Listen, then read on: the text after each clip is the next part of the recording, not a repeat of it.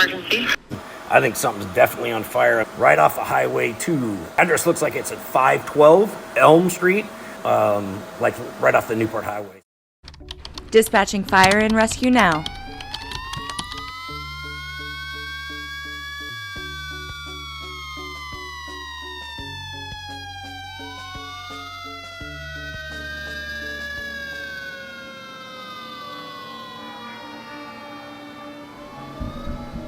The call came in around 4:30 a.m.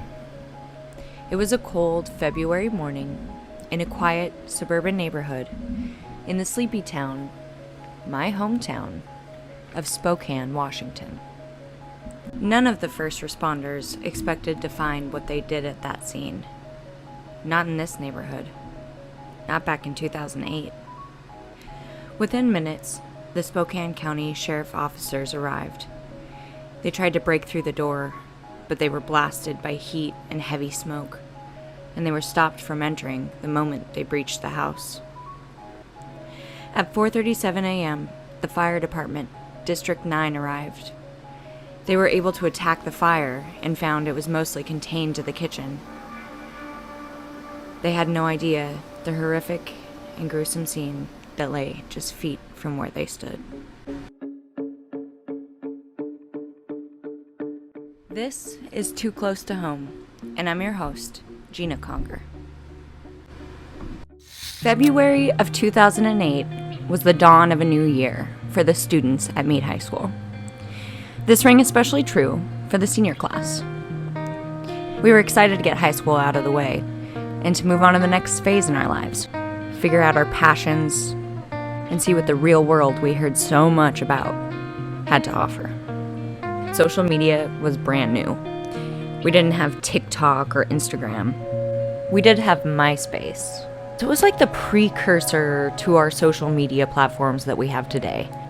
I heard through the grapevine that my friend Terry had found her long-lost brother through the site. He apparently lived in Las Vegas. She was adopted at a young age by one of her family members and moved to Washington State. So they had grown up apart and had never really known each other. When they found each other online, they wanted to meet up, and so her brother decided to get a ticket and fly to Washington. No one could have guessed the end result of that encounter. Once he got to Spokane, things seemed to go well at first. He liked it so much that he asked Terry's mom if he could stay for a little bit longer. She said that he was welcome to stay as long as he wanted. He had a room with his name on it. As long as he contributed to the household, she was fine with him staying. So he went and cashed in his ticket home, and he found a job just up the street at a restaurant called Brooklyn's Woodfire Grill. Naturally, with Sarah being Terry's best friend, Sarah and Ben crossed paths, and one thing led to another. But not everybody was stoked about their relationship.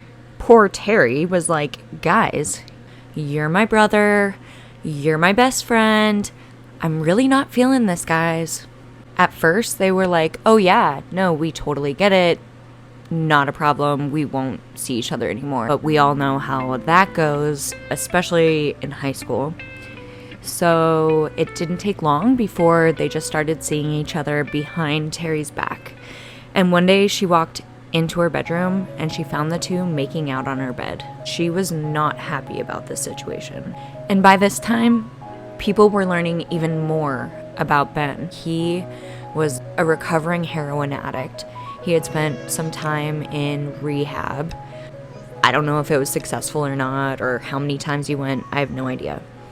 There's also records of him going to juvie for stabbing someone. I will go into more details of that in a little bit. Not everybody that's an addict or that has gone to juvie is a horrible person that's going to commit these crimes. And it's also important to remember that these are red flags that we need to make sure that we're taking account of, because how else are we supposed to keep ourselves safe? You know, that's one thing that I learned from this case was that it's really, really kind to not judge somebody But at the end of the day, it might come down to your life versus that person's life. This is Too Close to Home, and I'm your host, Gina Conger.